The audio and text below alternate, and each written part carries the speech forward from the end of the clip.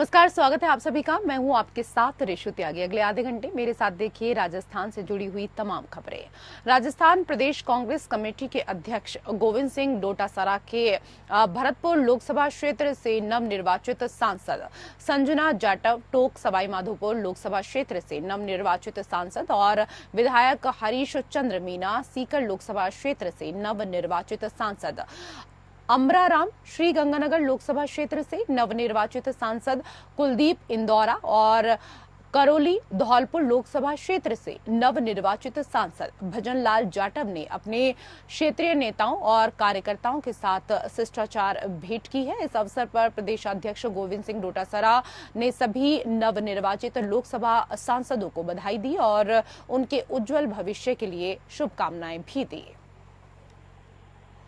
तो तस्वीरों में आप देख रहे हैं कि किस तरीके से कांग्रेसियों में इस दौरान जश्न का माहौल है, क्योंकि अगर पिछली बार की बात करें तो पिछली बार 2019 में ये सारी सीटें बीजेपी के खाते में गई थी, लेकिन इस बार बीजेपी आधी सीटों पर राजस्थान में सिमट कर रह गई है और इसी वजह से कांग्रेस के नेता काफी उत्साहित नजर आ रहे हैं। और हमारे सहयोगी रूपनारायण सावरिया फोन लाइन पर लगातार हमारे साथ अब जुड़े रहेंगे। रूपनारायण, क्योंकि तस्वीरों में भी हम देख रहे हैं कि प्रदेश अध्यक्ष गोविंद सिंह डोटासरा से मुलाकात करने के लिए जो नव निर्वाचित सांसद हैं वो पहुंचे हुए थे और इनमें से अधिकतर वही सांसद हैं जिन्होंने बीजेपी के गढ़ को डहाया है। जी बिल्कुल रसू, यहाँ पे देखिए राजस्थान में अगर मैं बात करूं तो पिछले 10 साल से जो है लगातार नरेंद्र मोदी के नाम पे 25 की 25 सीटें राजस्थान की जनता भारतीय जनता पार्टी को देती आ रही थी और एक अब की बार भी जो है तीसरी बार भारतीय जनता पार्टी का प्रयास था कि किसी तरीके से जो क्लीन स्वीप कर दी जाए, लेकिन जो यहाँ चुनाव परिणाम आए वो अचंभित करने वाले थे। हालांकि बड़े बड़े दिग्गजों ने यहाँ पे जो है ये कयास नहीं लगाया था कि कांग्रेस को इतनी सीटें आ जाएंगी और कांग्रेस जो है इस तरीके से दोबारा पलट कर यहाँ पे आएंगी। पर फिलहाल जो है यहाँ पे कांग्रेस के दिग्गजों ने जो है वापसी की है। एक अच्छा प्रयास यहाँ पे कांग्रेस को संजीवनी के तौर पे मिला है कि जो है 11 सीटें कांग्रेस और उनके समर्थक दलों के साथ आई है। उन 11 सीटों से जो है कांग्रेस और कांग्रेस के कार्यकर्ताओं में जबरदस्त माहौल बना हुआ है। यहाँ मैं बता दूं कि प्रदेश कार्यालय पे जो है प्रदेश अध्यक्ष डोटासरा से मिलने जीते हुए जनप्रतिनिधि जो आए हैं उनमें जो सांसद नवनिर्वाचित सांसद है जैसे कोटा साहब माधोपुर वाले हैं हरीश मीणा, तो यहाँ पे जो है पिछले 10 साल से लगातार सुखदेव सिंह जौनपुरिया भारतीय जनता पार्टी से जीतते आ रहे थे। उनको भारी मतों से जो है 50,000 से भी ऊपर मतों से हराकर यहाँ पे जो है कांग्रेस के ये प्रतिनिधि आए हैं। तो एक तरीके से जो है कांग्रेस में एक माहौल क्रिएट हुआ है लोकसभा चुनाव से कि किस तरीके से जो है भारतीय जनता पार्टी को हराया जा सकता है। भारतीय जनता पार्टी अपराजित नहीं है राजस्थान में।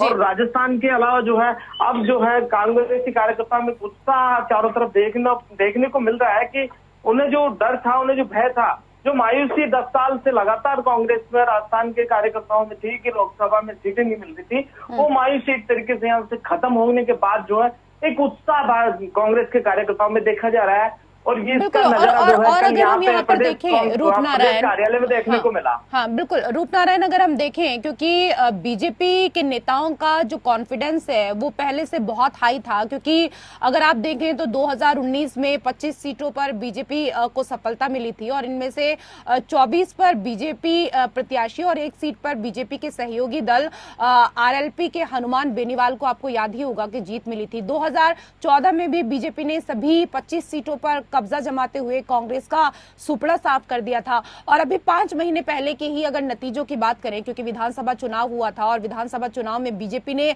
जबरदस्त तरीके से जीत हासिल करके सरकार बनाई, तो ऐसे में बीजेपी को कहीं ना कहीं ये उम्मीद थी कि राजस्थान में भगवा पार्टी का परचम एक बार फिर से लहराएगा और अति आत्मविश्वास कहीं ना कहीं बीजेपी को ले डूबा और कांग्रेस ने काफी मेहनत की इस बार। देखिए रेसु, मेहनत दोनों पार्टियों ने की है लगातार। जो है राजस्थान के मुख्यमंत्री भजनलाल शर्मा भारतीय जनता पार्टी के लिए 25 की 25 लोकसभा सीटों पे गए और लगातार मेहनत की। हालांकि प्रदेश अध्यक्ष सीपी जोशी ने भी काफी प्रयास किए, लेकिन वो इस अपने सीट पर जो है उलझकर काफी समय तक रहे और उन्होंने वहां पे जीत दर्ज की है अपने क्षेत्र में। पर जो है पिछले 10 साल की अगर मैं बात करूं तो देखिए वो जो 10 साल भारतीय जनता पार्टी जीती है वो भारतीय जनता पार्टी के किसी नेता विशेष के लिए नहीं, नरेंद्र मोदी के नाम पे, और नरेंद्र मोदी का जो एक ऑरो था उस पर वो लगातार जो है राजस्थान की जनता ने भारतीय जनता पार्टी को मैंडेट दिया था। लेकिन फिलहाल ऐसा यहाँ पे अब लगता नजर आ रहा है कि नरेंद्र मोदी का कहीं ना कहीं जो है रुतबा थोड़ा सा डाउन हुआ है, और डाउन होने के चलते क्योंकि जो 25 सांसद यहाँ से जीत के गए थे वो लगभग जनता से कटे हुए थे, और उन्हें ये था कि वो नरेंद्र मोदी के नाम पे लगातार जीतते आ रहे हैं और आगे भी जीतते रहेंगे। तो कहीं ना कहीं जो है जनता ने एक झटका यहाँ पे जो है उन भारतीय जनता पार्टी के नेताओं को दिया जो लगातार यहाँ से जीत रहे थे और मत में चूर हो गए थे। एक तरीके से जो है वो ये देख रहे थे कि नरेंद्र मोदी के नाम पे हम तो लगातार जीतते आ रहे हैं और जीतते रहेंगे। तो जो दूरी राजस्थान की जनता से उनके बीच हो गई थी, सांसदों के बीच, वो दूरी जो है कहीं ना कहीं भारतीय जनता पार्टी को भारी पड़ी और भारतीय जनता पार्टी को अपनी जो है बिल्कुल सांसदों ने यहाँ पर दूरी बनाई तो जनता ने भी दूरियां बना ली, और इसका जो फायदा है वो कहीं ना कहीं कांग्रेस को मिलता हुआ इस बार देखने को मिला। कांग्रेस ने राजस्थान में अपने प्रदर्शन से बीजेपी को चौंकाया है। आप जुड़े रहिए रूपनारायण हमारे साथ, कई और खबरों पर हम आपसे चर्चा करेंगे।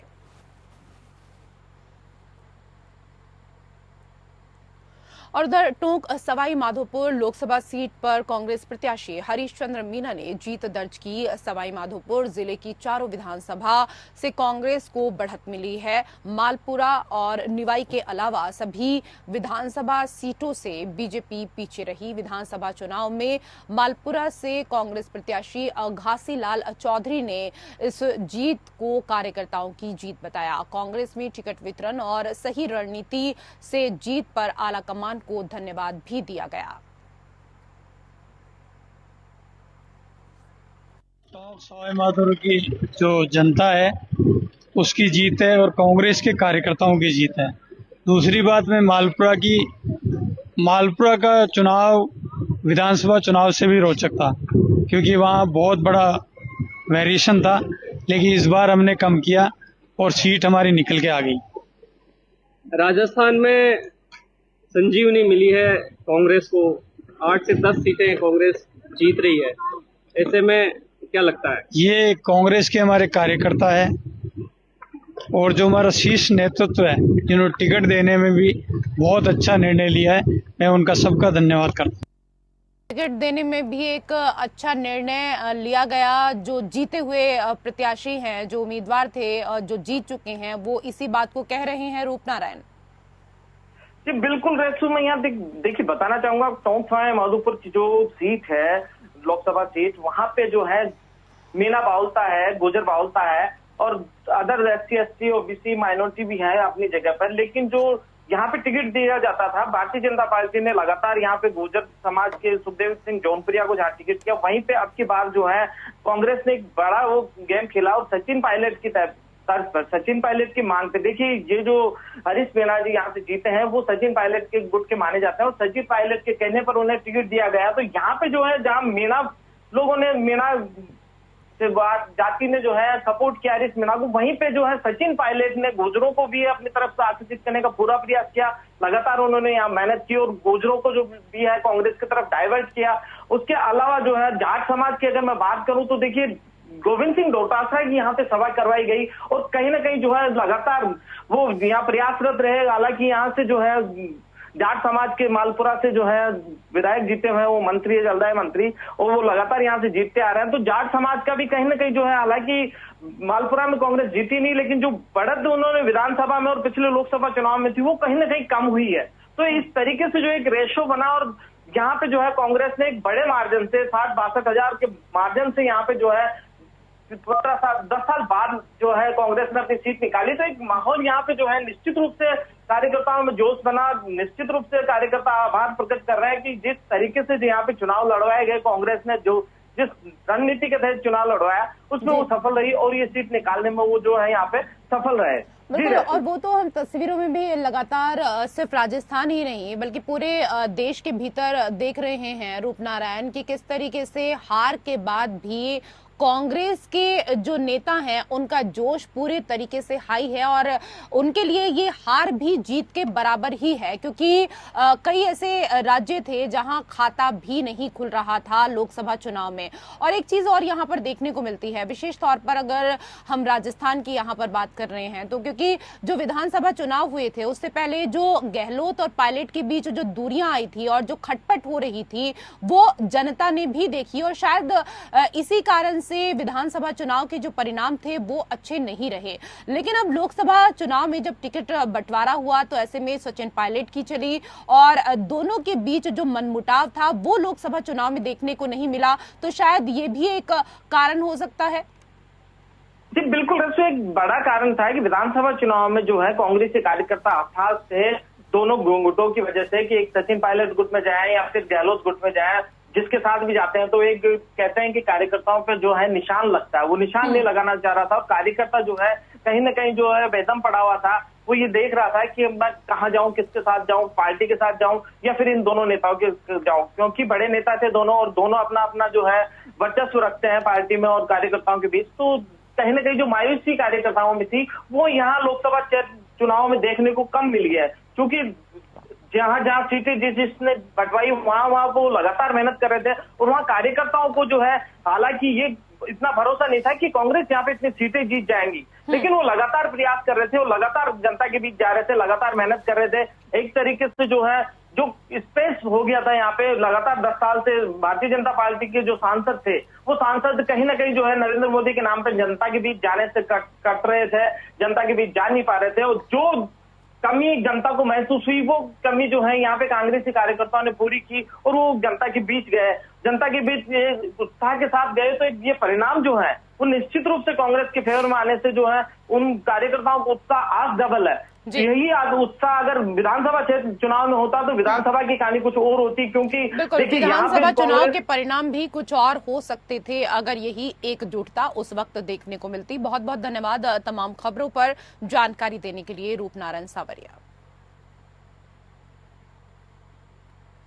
और उधर राजस्थान सरकार में कैबिनेट मंत्री और झोटवाड़ा से बीजेपी विधायक कर्नल राज्यवर्धन राठौड़ ने बुधवार को विश्व पर्यावरण दिवस के अवसर पर क्षेत्रवासियों और कार्यकर्ताओं के साथ मिलकर पौधारोपण किया।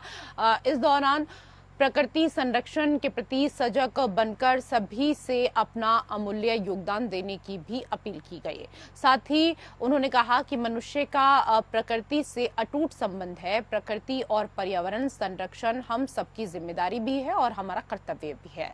मोदी सरकार ने इस दिशा में अनेक प्रयासों से समाज में जागृति लाने का अभूतपूर्व कार्य किया है। जलवायु परिवर्तन के खतरे से निपटने के लिए जो वैश्विक प्रयास चल रहे हैं उनमें भारत एक आशा की किरण बनकर के उभरा है।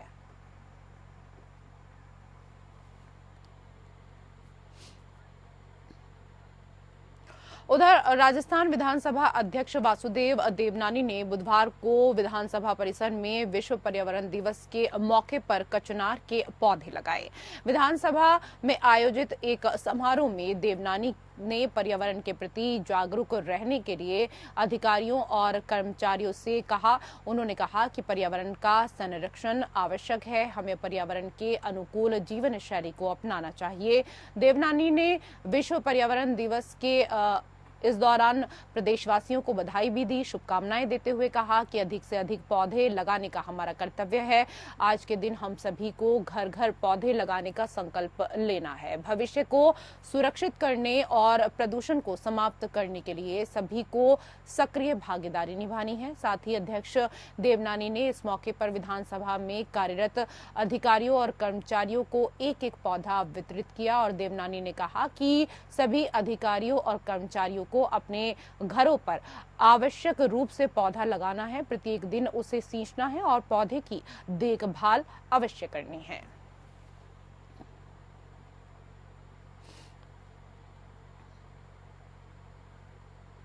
खबर हनुमानगढ़ के नोहर से है, जहां बुधवार को विश्व पर्यावरण दिवस पर कई कार्यक्रम आयोजित किए गए, जिसमें हमारी भूमि हमारा भविष्य थीम पर पौधारोपण किया गया। विश्व पर्यावरण दिवस पर सुरेश कुमार, इसके साथ ही आबू सरिया उप वन संरक्षक हनुमानगढ़ के निर्देशन में रेंज नोहर अधीन नर्सरी रामगढ़ में वन विभाग के तत्वाधान में विश्व पर्यावरण दिवस का आयोजन समारोह पूर्वक हुआ और इसके साथ ही कार्यक्रम में मुख्य वक्ता पवन कुमार शर्मा, क्षेत्रीय वन अधिकारी नोहर ने विश्व पर्यावरण दिवस मनाने के उद्देश्य और वर्तमान में पृथ्वी को बचाने के उपायों पर विशेष प्रकाश डाला और पृथ्वी पर अधिकाधिक वृक्षारोपण कर पर्यावरण संतुलन विविधता कायम करने पर जोर दिया। कार्यक्रम में विशिष्ट अतिथि प्रधानाचार्य राजकीय उच्च माध्यमिक विद्यालय रामगढ़, नायब तहसीलदार रामगढ़, सरपंच ग्राम पंचायत रामगढ़ ने भी विश्व पर्यावरण दिवस के अवसर पर अपने विचार व्यक्त किए। कार्यक्रम में राजकीय उच्च माध्यमिक विद्यालय रामगढ़ के विद्यार्थियों को नर्सरी रामगढ़ का भ्रमण करवाकर पेड़ पौधे के महत्व और पर्यावरण में विद्यार्थियों के योगदान पर विशेष प्रकाश डाला गया। नर्सरी प्रभारी रामगढ़ के प्रयासों से कार्यक्रम सफल रहा। विश्व पर्यावरण दिवस के अवसर पर ग्राम पंचायत रामगढ़ के ग्रामीणों ने भी भाग लिया।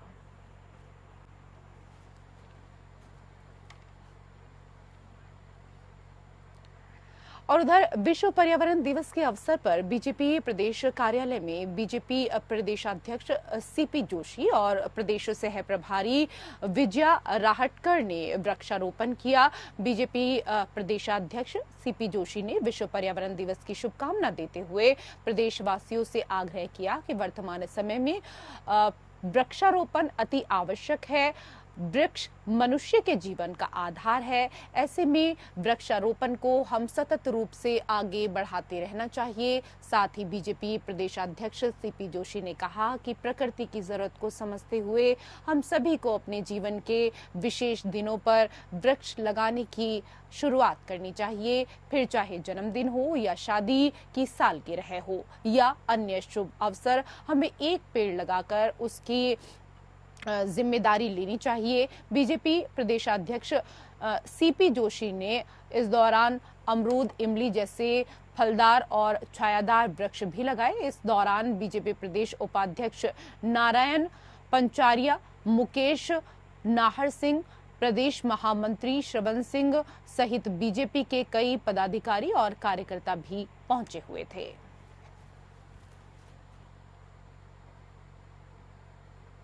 राजस्थान प्रदेश कांग्रेस कमेटी के अध्यक्ष गोविंद सिंह डोटासरा ने कांग्रेस और इंडिया गठबंधन के प्रत्याशियों को प्रदेश में विजयी बनाने पर सभी प्रदेशवासियों का आभार व्यक्त किया और कांग्रेस के कार्यकर्ताओं को धन्यवाद दिया।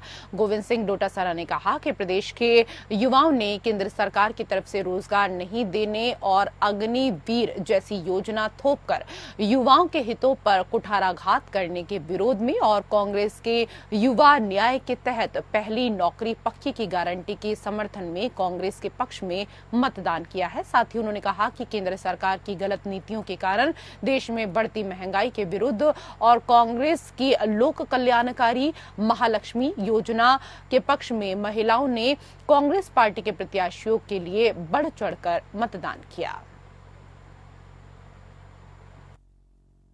जनता का आशीर्वाद है। जनता ने मन बना लिया कि ये बीजेपी झूठों की पार्टी है, जुमले देती है, ये झूठ बोलते हैं। हम बहकाव में आगे विधानसभा चुनाव में और हमने बड़ी गलती कर ली, इसलिए उन्होंने अपनी गलती को सुधारा है और कांग्रेस पार्टी और इंडिया गठबंधन को वोट देकर के बहुमत से यहाँ से लोकसभा में भेजेंगे। देश भर में जो रुझान आए और उधर चूरू लोकसभा सीट से नतीजे सामने आए, जहां कांग्रेस के राहुल कस्बा ने जीत दर्ज की। राहुल ने बीजेपी प्रत्याशी देवेंद्र झाझरिया को 72,737 वोटों से हराया। कांग्रेस के राहुल कस्बा को 7,28,211 और बीजेपी के देवेंद्र झाझरिया को 6,55,474 वोट मिले। आपको बता दें कि ये सीट लोकसभा सीटों में सबसे हॉट सीट बनी हुई थी, क्योंकि इस सीट पर बीजेपी ने गोल्ड मेडलिस्ट देवेंद्र झाझरिया को चुनाव मैदान में उतारा था, जिसके बाद बीजेपी से बागी होकर राहुल कस्बा ने कांग्रेस से चुनाव लड़ा था।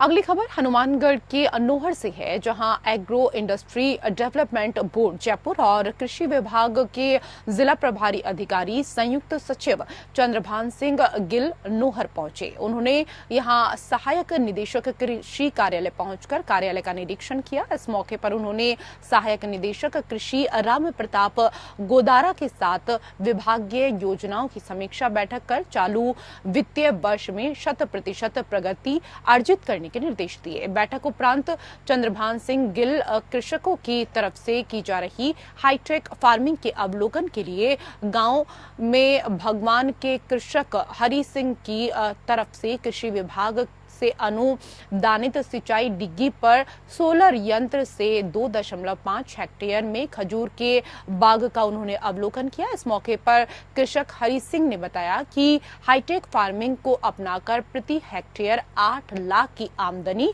अर्जित कर रहे हैं।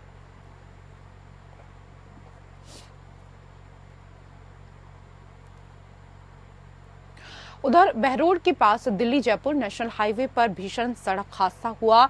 आगे चल रहे ट्रेलर चालक के अचानक से ब्रेक लगाने के बाद पीछे से आ रहे जो ट्रेलर था वो उसमें जा घुसा, जिसके वजह से चालक केबिन में बुरी तरीके से फंस गया।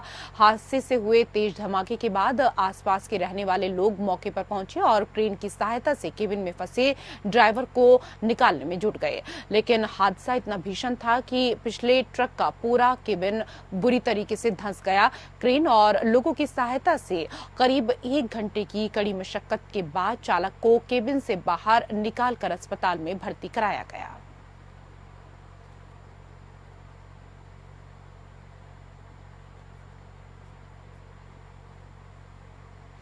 और उधर जोधपुर में भी एक दर्दनाक हादसा सामने आया है। जोधपुर से भोपालगढ़ रोड पर बस का टायर फटने से बस बेकाबू होकर पलट गई, जिसमें एक व्यक्ति की जान चली गई तो वहीं 20 लोग घायल हो गए हैं। घायलों में एक 5 वर्ष का बच्चा और कई महिलाएं शामिल हैं। सभी घायलों को तत्काल मथुरादास माथुर अस्पताल में भर्ती कराया गया, जहां उनका इलाज जारी है।